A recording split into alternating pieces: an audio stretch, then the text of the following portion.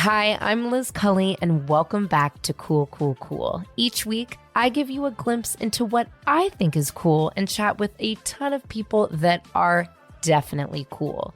No topic is off bounds unless I guess it's not cool. Welcome to Cool, Cool, Cool. Y'all know I've been going through it with these interior designers. Let me tell you. I never even thought I could have an interior designer come to the house because who even gets those? Well, I've gone through two. So it only seemed right to talk to one of the biggest design YouTubers I could find. And actually, I got to be honest with you, this interview did not go the way I thought it was going to go. I really learned a lot. This is very business, like YouTuber focused, more than about design. Nick calls himself a design commentator, which I thought was so interesting. And I really loved hearing sort of his journey on how he went into the YouTube space. Rachel and I are such big fans of yours, and I died when you started to follow me on the internet. I was like, Rachel, the guy with all the white paints. Oh, and you know what? I just realized I'm in her horrible office, which we can talk about my white paint in her office. I always joke I look like I'm being held hostage in this room because she is a therapist and there's nothing behind me. And I feel like I'm like, just give them the money before they start cutting off my fingers. There's Fair nothing enough. Well, back I mean, here. mine's not any better. I used to sort of have a background behind me, but then I gave up. I think a lot of people just sort of gave up trying on the background. But you have some with the texture, Zoom. Nick. You have some texture. It's a closet door is what it is. Oh, okay. I like that you think this is beautiful panel molding. It's not. It's a closet door, but thanks for that. You're welcome. I'm into it though. I like it. At least there's something there. Like I said, texture. I'm just like stark.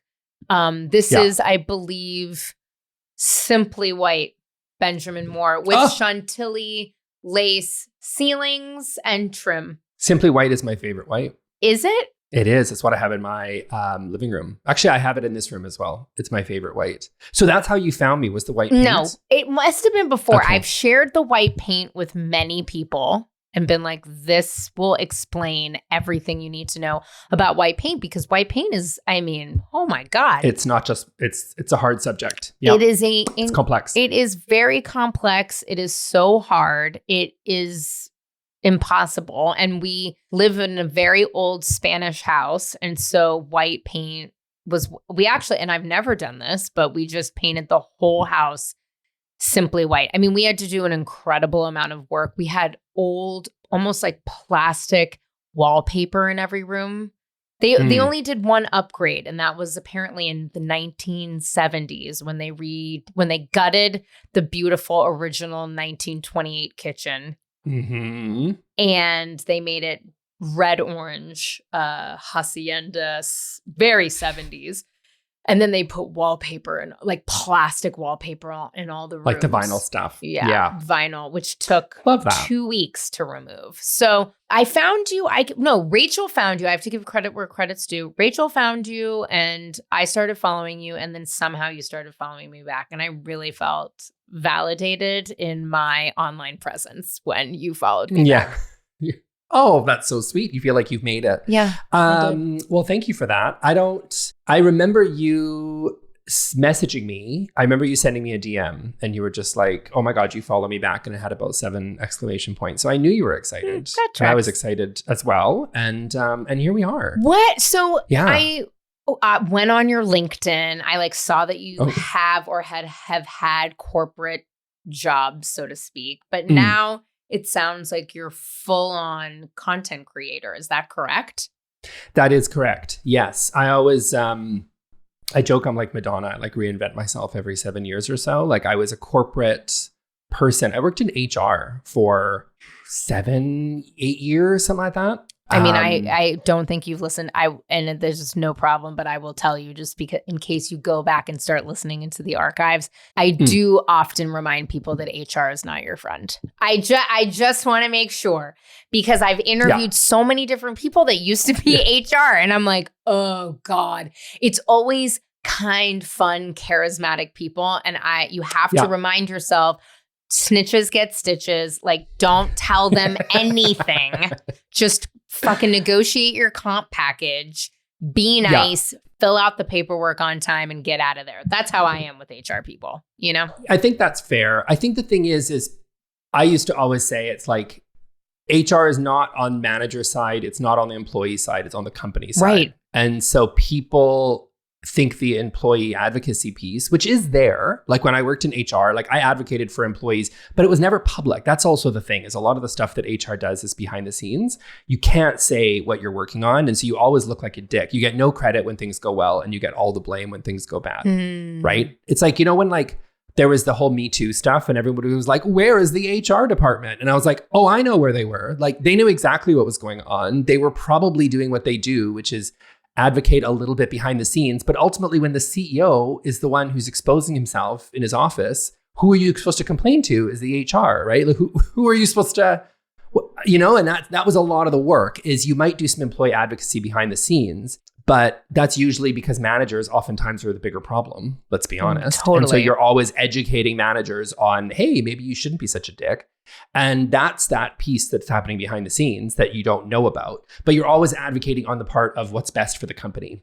And sometimes what's best for the company is firing managers. Sometimes what's best for the company is firing people. Sometimes it's advocating for employees. Sometimes it's not, right? Like but this idea that like we're some therapist that's there to you know, guide you through your career journey. No. So long as it suits the company, for sure, but like not really. No. And I ultimately didn't love it. I sort of fell into it after I graduated from, originally it was marketing that I was in, and then graduated from marketing. Didn't really want to work in marketing, couldn't really get a job. And then someone was like, hey, do you want to work in HR? And I was like, yeah, sure, I guess, why not? And then that was like, and that was right at the around financial crisis time. 2008. Right. So there was not really, you know, and so you just kind of had to work with what you got. And so I was in HR for a number of years, worked for a company called Booking.com, like huge hotel reservation company in Amsterdam. Yeah, I worked there for a couple of years, left, opened a juice bar, which is another whole story. Did that for like 5 years, sold the juice bar, realized I liked building and designing stores more because I had a few stores at the time, had like 35 staff, and realized I like designing stores and building new stores more than I liked actually operating a juice bar, which you'd think I would have thought that through before I opened one, but I did not. And that was really during the whole like juice craze. I don't know if you remember like the mid 2010s. Are you kidding me? I am everywhere. Person from San Francisco, from California. I've had an eating disorder for as long as I can remember. I had and still have in my garage the original Jack LaLanne. I was on juicing before people were really into I really on juicing. I was on juicing. I did the celery. I mean, I was like modeling. I mean, I was on the juicing early. You did it all. I did. Yeah. I love juice. I made was like fresh juice cleansing this was everywhere. Yeah. Yeah. So it was very much like, well, if you're in San Francisco, so Project Juice, of course, Press Juicery, right? All of those guys. Yeah. So very similar. Ultimately, kind of got to a point where I was like, I'm not really having fun anymore. And I feel like I took the business as far as I could take it. Sold to another juice company, which was the right move. Worked for some crazy person for a while. Did not do well with working for somebody who I really didn't respect and love. And then really struggled for what to do next. And I did my own renovation and realized I really like design. Well, I always knew that I love design. I spent years always, as I said, I worked with interior designers and contractors and stuff while I was building out the juice bars and did my own thing and decided that I wanted to start another business like I had before. So I knew I wanted to be an entrepreneur again. Didn't know what it was going to be.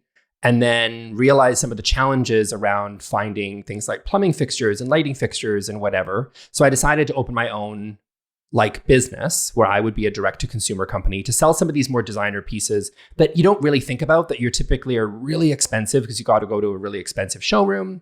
And so I started my own business there. And then I realized that I needed to market it. And I was like, oh, how am I going to like sell lighting fixtures and faucets and things? And decided like, well, I knew influencer marketing worked really well for me at the juice company.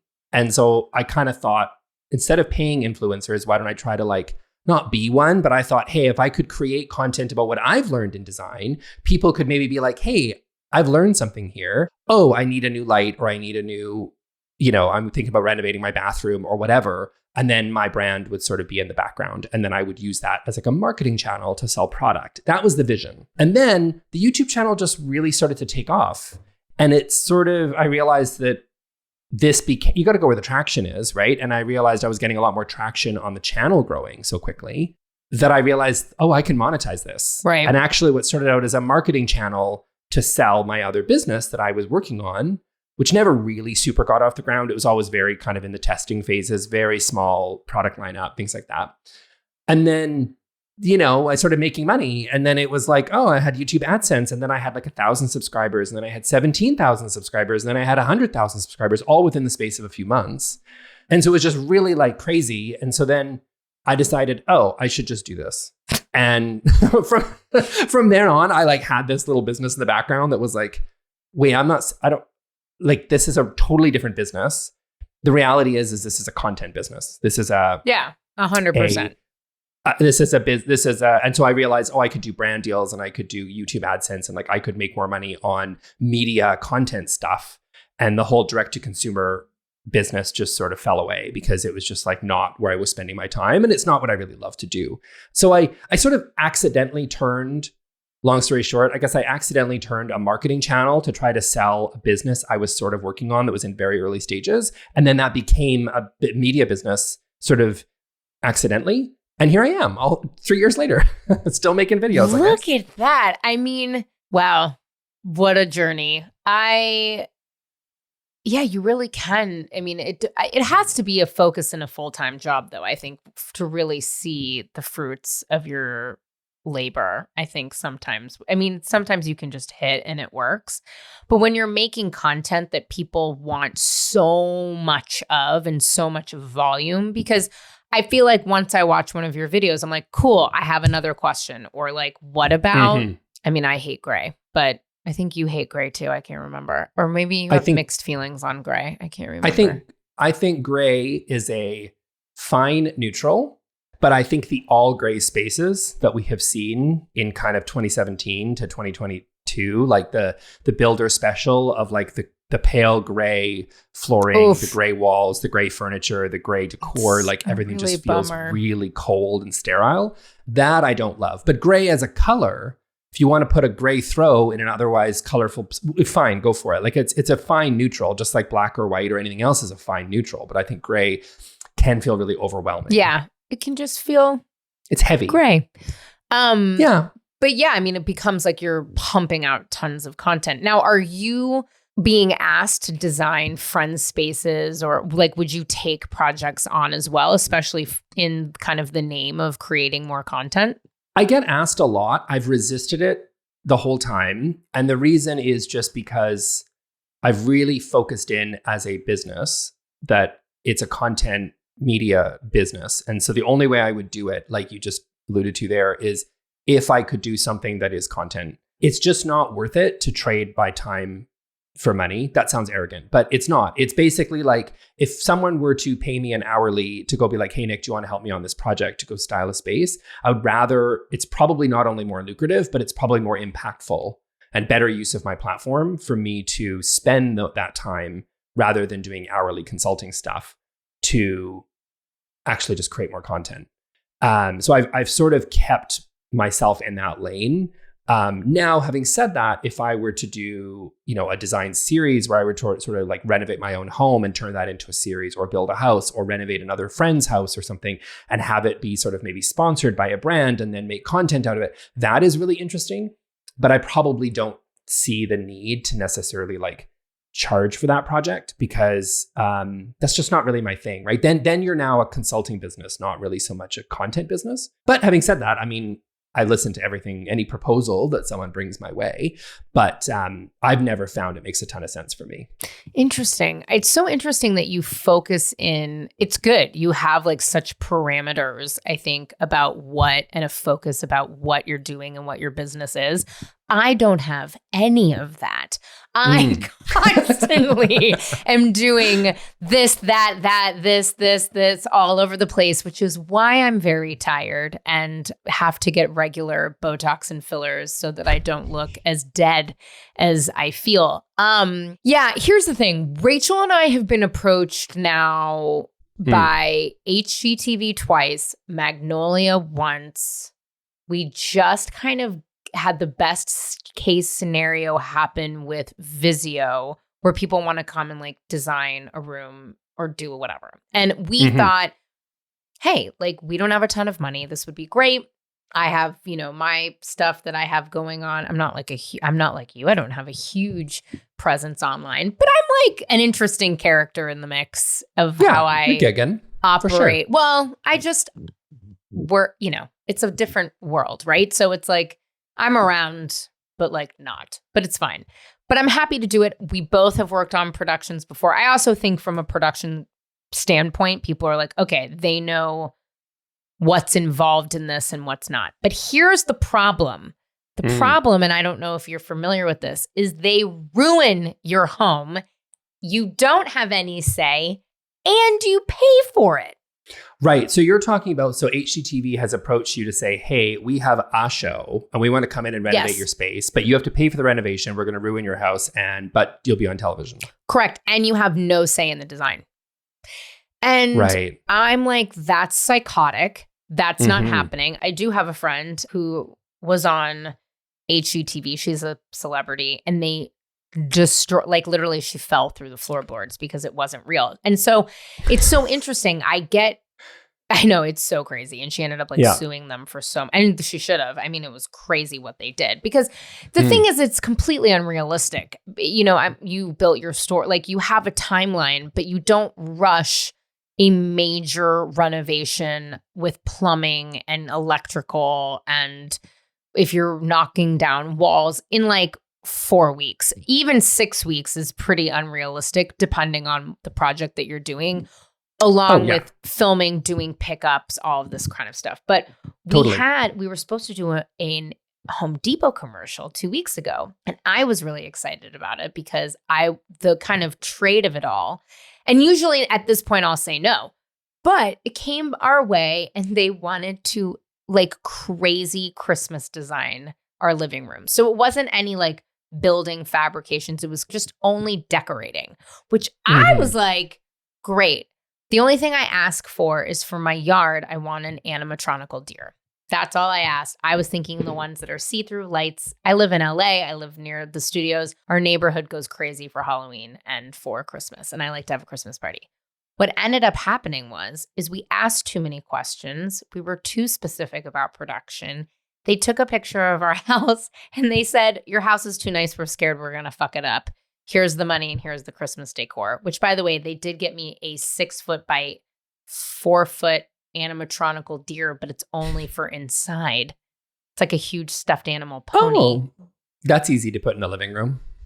Yeah. But, and they ended up like passing on us because they're like, we're really concerned that we're going to destroy your house. And I thought to myself, well, this is the best case scenario because I did get the Christmas decor and they didn't destroy my house. Unfortunately, though, when I opened up said box, it's nothing I ever would have designed my house for. So this is always it. Yeah. This is it. You know? Yeah. This is it. It's tricky. I mean, I don't know. I'm actually like, I've recognized also that I'm fairly lazy. Like I'm really good at assessing how much work is this going to be? Like when a brand approaches me and I look at other, it's like there's value to your time. And so you also have to think, although sometimes I have to resist the urge to look at other creators and go like, gosh, that person is killing it because they're doing some really amazing, super cool, fabulous content. But I also now know the work that goes into the content that these people create. You know what I mean? Like I look at like Mr. Kate or like Alexandra Gator or like Lone Fox, or these creators are spending a lot of time and effort into doing branded and unbranded content. And I realized, gosh, I'm lazy. Like I just sit in my chair and just make fun of stuff. Like I am. Lone Fox is what, 20? He's what, 23 years old or something? Like, yeah. So he's sitting there like, oh, let me just build a sofa out of like chewing gum in a cardboard box. And I'm like, oh, that's impressive that he's able to do that. Yeah. And paint it brown. And like, Mr. It's Kate, crazy. I've worked with her for many back in the day when I did brand deals for YouTubers, and that's like a well-oiled machine. I mean, listen, I get it. I think assessing what you have time for and what you can do and passing on things so that you can make sure that your content feels authentic to you and helpful to your audience. I think that's like pretty mature. There's a cost to it, right? So it's like if you're looking at some of these projects, some of these brands they want you to do, especially in the home decor interior design space, oftentimes what they want you to do is a lot of work and will take a lot of time. And so when you're assessing these projects, I'm not saying I don't do them, but I am saying, you know, you have to assess the amount of work behind some of these projects and what you're actually going to be getting. Because these brands are just like, we're going to pay you your rate. And some brand will pay you your rate to do something really simple and straightforward. And some brands will pay you your rate and then do something that's completely over the top. Like, you know, please redesign your entire living room for this much money or something. And it's like, you just have to assess sort of the cost that goes into that. And I think I am pretty discerning, I would say, I guess, in terms of some of the projects. So I have had, you know, HGTV and those places, or even like small production companies that then sell their content or whatever to HGTV or Magnolia or any of these places.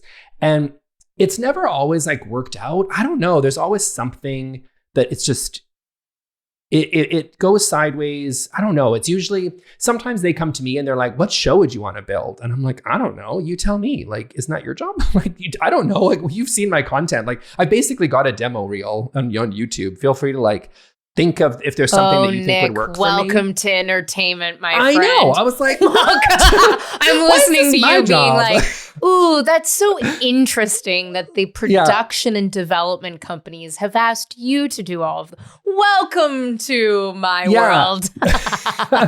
It is like a little bit. And then they're just like, oh, we could approach, you know, Netflix, or we can approach whoever these people. And it's like, okay, cool. I don't know. The reason I love YouTube is that you really do have the autonomy. Like, I think YouTubers love to complain about YouTube, and we do. Like, people do complain all the time about monetization, about how come, you know, certain things are demonetized, certain things aren't. Certain things get copyright strikes here and there, whatever. YouTubers love to complain about YouTube. But at the end of the day, it's like we actually get to create whatever we want. My next video on Saturday, whatever I want it to be, right? If the audience goes there with me, then I can make and do whatever content I feel like it. And every time I sort of wade in the waters of traditional media, even Netflix, I know, is new school, but let's be honest, they're still playing with the same sort of framework that the networks have had in place for a long time. As you can see with the recent strikes, right? They're sort of all in the same sort of category.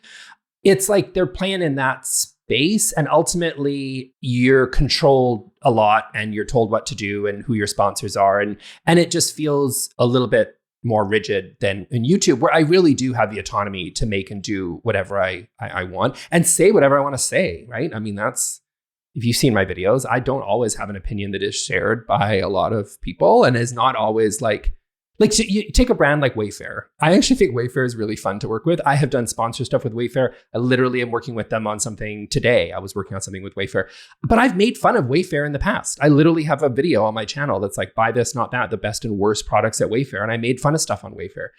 And yet the brands still come. Like, you know what I mean? I can say what I want. And so long as the audience goes there with me, there's a path to make a business out of it. And I think that's really cool about YouTube. But in the conventional, like, oh, by the way, the sponsor or we're working with Home Depot or Wayfair on this. And it's like, okay, you know, you can't say this, you can't say that, you can't, you know what I mean? And then you got the networks and you got the agents and the managers. And I mean, you live in LA, you know what, you live in this world more than I do. It just, there's so not the autonomy that I have on social right now. Yeah. I mean, it's funny. I just did a panel of podcasters kind of talking about the state of podcasting. And we talked about that. And it's tough when people are telling you what to do. A lot of the audience is very familiar with also I've had some pretty big trials and tribulations with interior designers since we moved here. Mm-hmm. We hired a girl who was really fabulous, actually, from a design. She did a lot, but she disappeared. She was very, I think, overwhelmed. She just started the business. You know, we knew that. We knew she was brand new. She'd come from a styling background, but I really liked her aesthetic. I liked that she was really scrappy. But then what I ultimately didn't like is that she completely disappeared and went on vacation. And I had to be like, girl, I've paid you for curtains. It's 9 months later. What? And then my wife did what we know we are not supposed to do, but we Google searched who the vendor was, found that person who said, your curtains have been here ready to go for a long, long time. And I lost my mind. I then went on Instagram, and this is where I want to get your opinion. I then went on Instagram, found another person I thought was really, really talented, hired them, and then they went completely out of scope, tried to charge us for 60 hours of work that was never authorized, presented us with something that literally couldn't have been more opposite than every note, every email, the 2 meetings that we had, and really, truly a huge waste of money and time. Now I have resolved that I'm just going to do it my goddamn self. What advice would you give to somebody like me in this moment? In terms of how to work with designers or how to not, do it on your or own? like, do you see this happening? Like, do you think there is, I mean, I guess you're right. I didn't even ask you a clear question since I'm so defeated and I don't even know, sad about the whole thing. Yeah. Do you feel like folks should be empowered through content like yours to just do it on their own? I have friends that are like, you cannot do this on your own. You have to hire someone, which is the pressure I felt. I hired 2 different people and they both kind of fell apart at the seams. And it's not cheap, you know, and I don't, No. I worked in 2 interior design firms. I actually spent 2 years going through interior design school. That's for another story, where I realized that I absolutely hated CAD.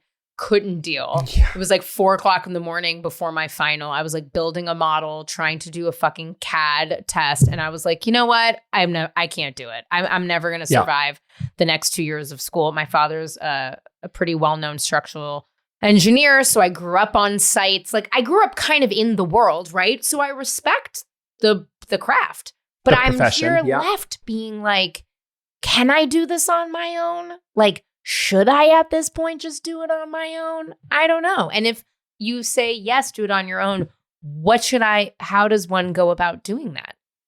Yeah. So a lot to unpack there. I would say that. Sorry. No, can you tell good. I'm really upset, Nick? No, I'm with you. I get it. And I felt it because I have worked with several contractors, and I still get people that ask me, you know, here in Vancouver, where they're just like, hey, do you have a great contractor that you recommend? And I'm like, no. Like, I know some people that they say are good, and I met them through my work, but I've never personally hired them, and I can't vouch for their projects because it's a hard business. But, you know, bailing on you for 9 months, there's no excuse for that. I would say, because a lot of what you're paying for when you're hiring an interior designer is project management. So they really shouldn't, a lot of people, I don't think, really realize that a lot of what the interior design, assuming, you know, obviously the scope of the project depends on the statement of work and all that stuff. But generally speaking, an interior designer should help you get so far as the general contractor, if you don't have one already, doing the quotes, you know, helping you pick a contractor and helping you do the deficiency walkthrough at the end of it all. They should sort of pass on some of this stuff to the contractor if you have one. But then at the end, they should help you with the deficiency walkthrough and sort of wrap things up. So hiring a designer that has a strong project management background, I think, is really important. It's not just about choosing pretty things. And I always say that on my channel too, that, you know, what I talk about, I don't say I'm an interior designer. I don't think I'm a substitute for an interior designer in the same way, because I also very much respect the profession and know that they do a lot of work that I don't touch on. Like, I'm not touching on, you know, electrical and code and plumbing fixtures and I'm not, because that no one's going to, I'm a content, New Yorker content asked, right? I mean, it's a marketing, it's a media thing. And so in the media world, people like to watch the sexy stuff. They want me to make fun of stuff on HomeSense. They don't want me to necessarily make talk about, you know, the ins and outs of plumbing. Although, and A, I don't probably know, and B, because there's better people out there on YouTube to do that. So I always focus on the nice fluffy stuff, and that's that's intentional because that's the stuff that gets views and that's the stuff that people want from me.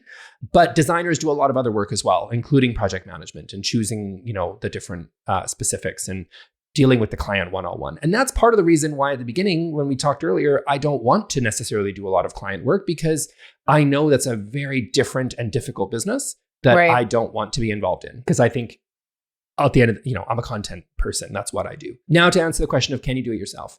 I always look at it in terms of, because you said like kind of where do I fit in that process? Well, I always look at it as like people like me and on YouTube, we give very general advice for really general problems, right? General solutions for general problems, right? So how do you choose a couch? I'm going to give you 5 tips on how to choose a couch. It's not going to be super specific to the couch you actually end up buying, but it's going to help you along and it is going to make sense for the 3 or 4 or 500,000 people that are going to watch that couch video.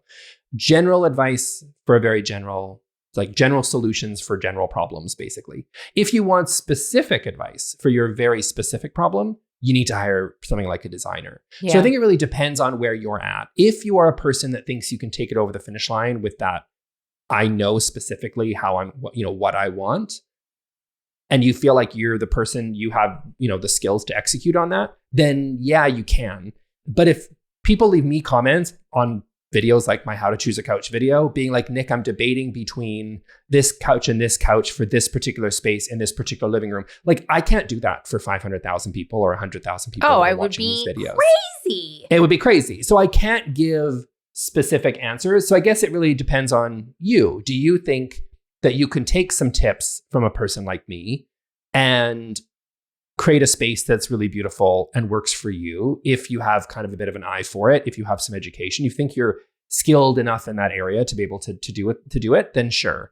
But if you want a beautiful magazine worthy space, but you have no idea where to start, and you were looking for specific answers to some of these questions, then I'm not the person probably to take you there, right? You can get a little bit of advice from me, but ultimately the interior designer, or a stylist or someone who has a skill set that is specific, that's actually going to walk into your home and be like, here's what we're going to do. Do you know what I mean? Yeah. The only trouble is when you hire someone who says that to you, you have the meetings, you do the mood boards, and then they come to your house and they present you with the actual complete opposite of what you asked for, and about $350,000 out of scope that you never asked for and doesn't address any of your needs. That was a real bummer.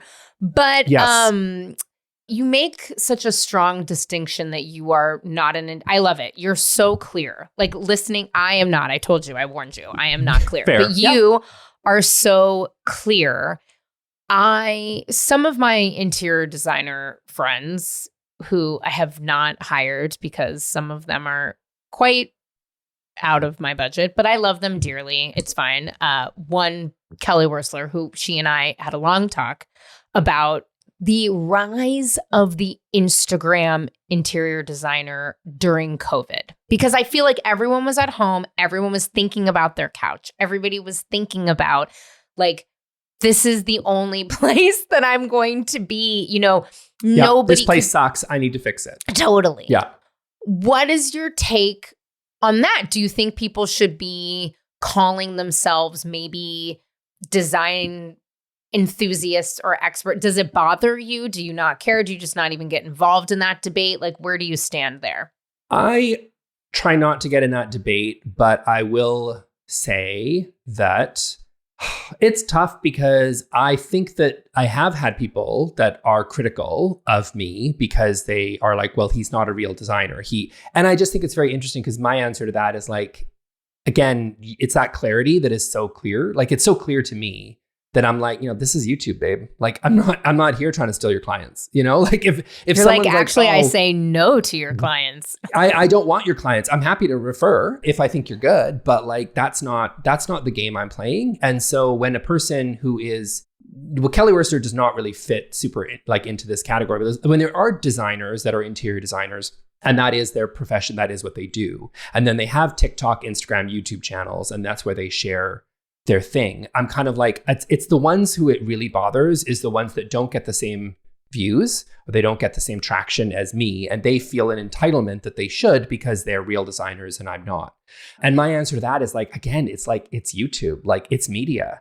If I have more clicks than you, or if I get more views, I'm not going to apologize for it. That's media, right? Like, it's, for whatever reason, the audience seems to connect with my points, my personality, my whatever, that seems to have resonated. And sorry if that sounds arrogant, but it's like, I'm not trying to be your competition. So in that sense, they're almost like interior designers. It's like that question I said at the beginning, like, what is your business, right? And like, for them, it's like, are you an interior design business, a consulting business that has YouTube as a marketing channel? In which case, who cares if you get 500,000 views or 1,000? If you land some clients out of it, you're good, right? Like, you don't need to be worried about what I'm doing, because what I'm doing is almost design commentary, right? Like, it's yes. I'm like a partner commentary. therapy. I'm like a dwell, but in like a more, with more of a personality attached to it. It's like, I don't know, I watch a lot of cooking channels, and I don't care if they're all chefs. It doesn't bother me. Some of them are chefs, some of them aren't. Some of them are classically trained. Some of them are just people living at home in their kitchen and just like cooking recipes. It doesn't matter if the lasagna is good. I mean, does it really matter to me, the viewer? I think sometimes people take a lot of that stuff really, really seriously. And I think it's because people feel a bit threatened by it. And so I personally don't, I think people can play the game of who's more qualified. So-and-so went to an interior design school. So-and-so went to a better interior design school. So-and-so has this many clients. So-and-so has this show on Netflix. Like, who cares? Like, just, if people are enjoying what you do, be focused on what your business is. Who is your customer? Who is the person that you care about? For me, I'm a media business. It's my audience. That's everything to me. I'm not trying to sell them additional services. And so that's how I sort of focus my business. So Sure. I try to focus less on who has more credentials, who has more subscribers, who has more this or that. I just think that's kind of a waste of time. So it doesn't bother me if a person calls themselves I don't ever really call myself an interior designer.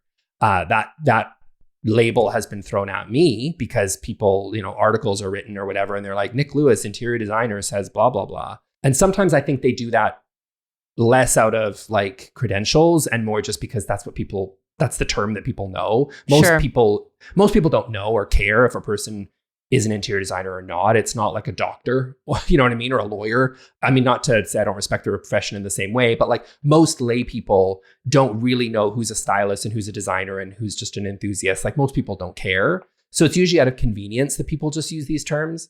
Yeah. I'm curious what you think though. Like, so was Kelly not to say like, was she more looking at it as she wasn't. The Instagram person has changed the game, or? No, it was more like us talking about sort of different industries. I mean, this was a long time conversation, and just about, how interiors have kind of exploded, really. I mean, yeah, I think a lot, and it's funny you bring up chefs and cooks. I have a lot of friends that are incredible chefs and very trained and well-known and are on Food Network and whatever. And I love to cook, and I make my little Instagram cooking videos, and people love it. And I'm not trained. I just worked in restaurants and do my thing. So I think you have a really great perspective on it. I agree. I think that with the democratization of content, it is such an interesting and amazing place to be a consumer. It also can get scary because, to your point, like, no one's fact checking really anymore, like who you are and what you do. And that becomes an entire other conversation, especially when it comes to news and what have you. And we've seen a lot of misinformation being put out there. But I do love the fact, like, when I first started in the entertainment industry, it was so hard to get a show on. It was so hard to get your content out there. It was, YouTube had started, but even still, a lot of the content that was on YouTube was really specific. It was like makeup tutorials and gaming. There was a little bit of life travel in there with like some tech Casey. in there, but like, like reviews, right? And that's fine. Apple iPhone reviews. Yeah, totally. Yeah. And now you have like proper television shows that rivaled proper television shows on YouTube and Instagram and TikTok and the whole 9 yards. And so I think that it can become quite overwhelming. But to your point, if you like stay in your lane of like media content, it's actually like very exciting. So yeah, I agree. I mean, listen, a lot of people, for me, again, I don't have a big audience for whatever reason. I get up and down. Like my following count is very fucking weird, whatever. However, the small, strong, mighty, amazing followers that I do have happen to be like incredibly loyal, but then a lot of them are also like celebrities. So some brands come to me and they're like, hey, you have like 12,000 followers, but like a quarter of them have millions of followers themselves. So like you're an interesting person to have because those people don't follow a lot of people, but they follow you, right? That's like a lot of feedback that I get where it's like, oh, like what are you up to? You know? So I've had to sort of I'm actively trying to let that go because I think it costs a lot of money and time. You talk about being protective of your time in terms of like taking on different brand deals. This is a lot of energy and a lot of time. And so sometimes I'm like, oh, I want to be paid appropriately or I'd love bigger deals. So I think that kind of stuff can come up. But yeah, I think, the more and more we can sort of take content into our own hands, to your point, your audience is going to come to you because they've fallen in love and found a real interest in what you're talking about. So they keep coming back to you, which is great. Yeah.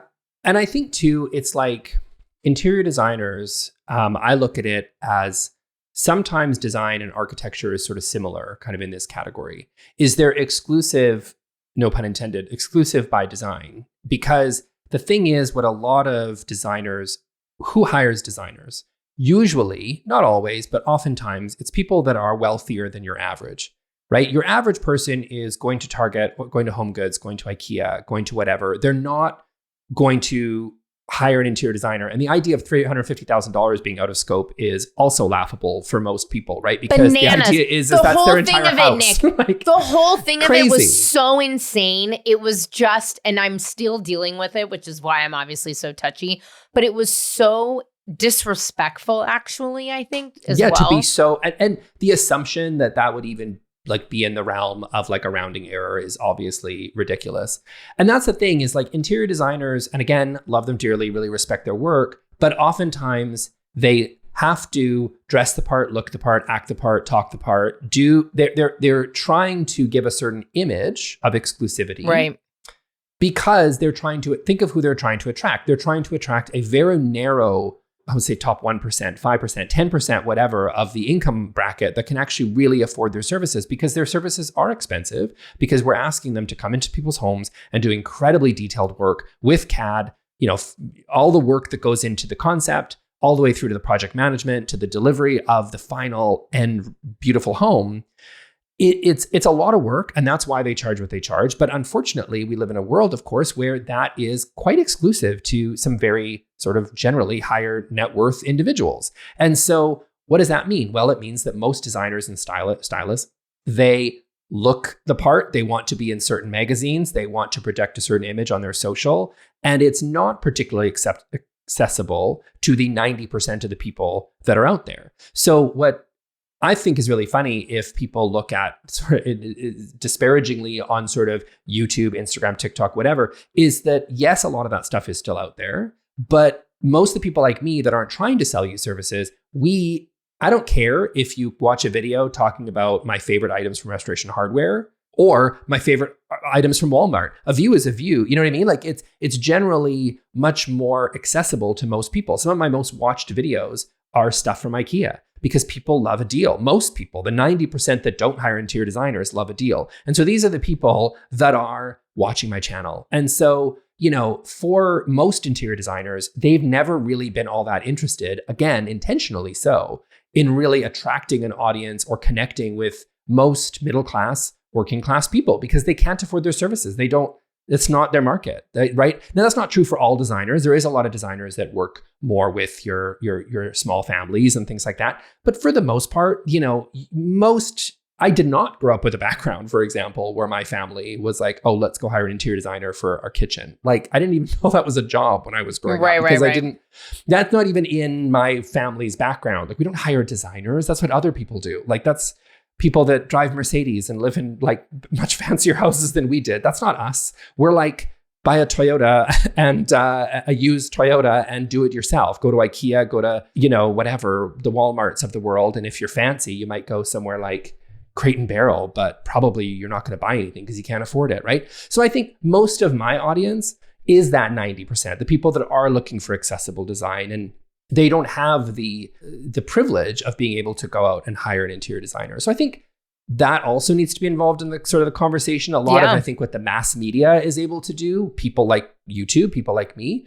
we're able to speak to an audience that generally interior designers that are classically trained and do wonderful work, they're not able to really fulfill or really appeal to them, nor do they probably really want to. Yeah, no, fair enough. Okay, if someone came to you and they're like, I can only shop at one place. Here we go. My mother-in-law said to me for our wedding that she is going to get us a gift card for interior design from one place and one place only. Thinking about the masses, thinking about the 90%. Where should I tell my mother-in-law to get me the gift card? And this is hard. And this is for you or this is for me? No, like, this is for like anybody. An audience. This is like somebody asking you. Everybody. I mean, honestly, it could be for me too, but yes. This is tough. It really depends on I would say, so there's so there's me, there's you, and then there's your average person. So your average person. No, average person. I mean, this is crazy, but I feel like my answer would be controversial. But I'm saying, like, is your answer like Target or Amazon or? No, my answer might be like Lowe's or Home Depot. Right. Yeah. Practical. Because that's the thing. So fucking live in Home Depot for a variety of reasons. Not only for like fixtures, this, that, and the other, but like all the planting material, cleaning supplies, random shit that I've had to buy to like make sure other things don't fall apart. And Lowe's is just too far. It's not close to me. So I would say Home Depot, or I might even say like an Overstock. Yeah, so that's the route. So, okay, so my answer isn't really an answer, but I'm going to give it to you, is basically if you're going for something like I don't know who the person, it's just like a generic listener, sorry, I don't know you, I don't know where you shop, then yeah, something like a Home Depot, a Lowe's. I hate Home Goods, but I don't hate Home Goods, but it's fine. But like something like that, an IKEA. I'm going to say it right here on air. I think Home Goods is a sham. I used to think Home Goods was so incredible. I think I was like convinced by other people. I don't know who I was convinced by. I live next to 2 Home Goods. Yeah. And let me tell you, I never find anything in there. I bought like random pasta bowls because I like needed white bowls for a dinner party I was doing. I have spent so much time perusing the aisles in Home Goods. Never find a goddamn thing in that place. Yeah, the reason I would say that so I used to get asked all the time when I first started my channel, like, can you do a Home Goods haul? Because I feel like in 2020, 2021, like when I started on YouTube, that was really popular. And I resisted it because I was like, but I don't like Home Goods. So finally, I decided to do a video called Buy This, Not That, the best and worst products at Home Goods. And I did where I made fun of stuff, and I still do this to this day on the channel. And I feel like I was quite alone on YouTube by like not doing the Home Goods hauls and just basically being like, I don't like Home Goods and here's why. It was very controversial, I felt at the time. But anyway, that's about Home Goods. But I would say that only because worst case scenario, you can pick up like a Staub, like Dutch oven or something. You know what I mean? Like worst case scenario, you can find something that might work. So I would say like dear generic listener, I would say, yeah, something like that. An Amazon, for example, you can pick up anything. Now, really my answer is what is actually in your style? Like what is your style? And is there a particular retailer that you like? But so what if you're like a young person, you're 30 years old and you don't even know what your style is? You like follow people on Instagram who are like in Architectural Digest and Dwell, and you're like, well, of course I like that, but I can't afford it. Like, where would you tell them, okay, my mother-in-law is like, you're 30, you guys are just getting married. This is where I'm going to, give you a decent sized gift card. Yeah. And that's the thing is it's like, because so many of my favorite retailers and so many of the really good ones now, I feel like are really style specific. So like if you like Article, for example, to me, Article is great. I love Article. But the thing is with Article, they very much fit into the mid-century modern, boho, a little bit Scandi. That's really it. They do Scandi well, mid-century modern well, and they do a little bit of boho. That's kind of their thing. Then if you really like West Elm, West Elm tends to be a little bit more mid-century modern mixed with glam. So it's a little bit more like some shiny brass and a little bit more sort of little shiny objects. If you like contemporary, then CB2 is great. If you like organic modern, I would recommend Crate and Barrel. If you like farmhouse, well then yeah, maybe Home Goods is going to fit your style, right? So many, if you like contemporary, then Rove Concepts might work for you. If you like Japandi, you might want Sundays. Like if you like whatever, there's so many different retailers that have just like, they're quite style specific and they're really good if you like that style. So I would say that if you know a little bit more about what your style is and you don't just kind of, because if you're going to just shop for the most generic place you can go, then yeah, you can probably find something at Home Goods. You might just end up with some baskets, but like, and some towels, but like you're going to find something. But if you like to be a little bit more style specific than any of those other, there's lots of different retailers out there that tend to do a better job at targeting a specific style. So actually now, the for me, answer I've is got my this. own style. Yeah. Here's the answer. Know the your answer style. is that you need to watch all your videos on YouTube so that you understand the different style aesthetics. And then you talk to your mother-in-law and then you pick one. Yeah, you basically have to just kind of like look at images that you really like, look at style inspiration of things that you really enjoy, start to hone in on something that makes a little bit more sense for you, then figure out sort of what, you know, if you really like Japanese Zen, then get a gift card to Muji. But if you like traditional, don't get a gift card for Muji because you're not going to find anything there. It really just kind of depends on your style, because I feel like that's a trend in retail right now is there's the generic, you know, Nordstrom, what else is there? Like, you know, like the Sears model of sort of like having everything for everybody all in one roof.